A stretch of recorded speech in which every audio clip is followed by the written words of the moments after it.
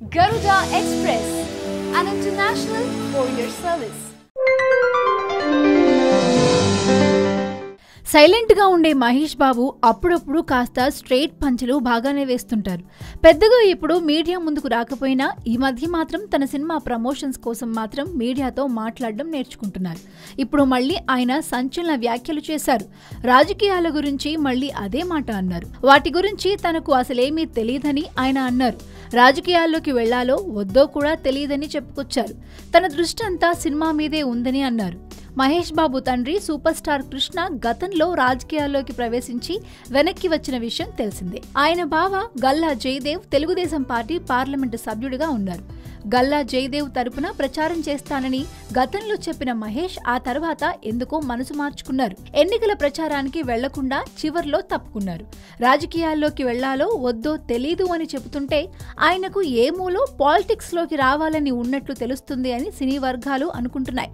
ఎందుకంటే అసలు ఇష్టం లేకపోతే రాను అని ఖచ్చితంగా చెప్తారెవరైనా. కానీ మహేష్ మాత్రం 2 సార్లు ఒకేలాగా స్పందించారు.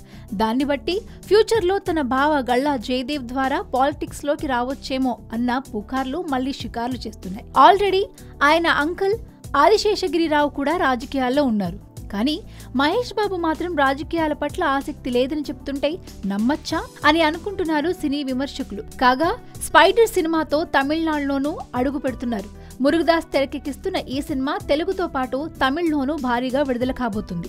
ఈ సందర్భంగా ఓ తమిళ పత్రికకు మహేష్ బాబు ప్రత్యేక ఇంటర్వ్యూ ఇచ్చాడు. ఆ ఇంటర్వ్యూలో తన స్నేహితుల గురించి మాత్రమే కాకుండా రాజకీయాల గురించి మాట్లాడారు మహేష్ బాబు. తెలుగు సినీ పరిశ్రమలో తనకు చిరంజీవి, రామ్ చరణ్ చాలా సన్నిహితులని చెప్పారు. వారితో తనకు మంచి సంబంధాలున్నాయని అన్నారు. కాలీవుడ్లో విజయ్ తనకు మంచి మిత్రుడని, విజయ్ తాను కలిసి మణిరత్నం సినిమాలో నటిద్దామని అనుకున్నామని, కానీ అది కుదరలేదని చెప్పారు. సూర్య, కార్తీ, యువన్ శంకర్ రాజా తన స్కూల్ మేట్స్ అని చెప్పారు. తాను చెన్నైలోనే 25 ఏళ్లు పెరిగినట్లు తెలిపారు. ఇక్కడే చదువుకున్నానని అన్నారు. వేసవి సెలవుల్లో సినిమాలు చేసేవాణ్ణని అన్నారు.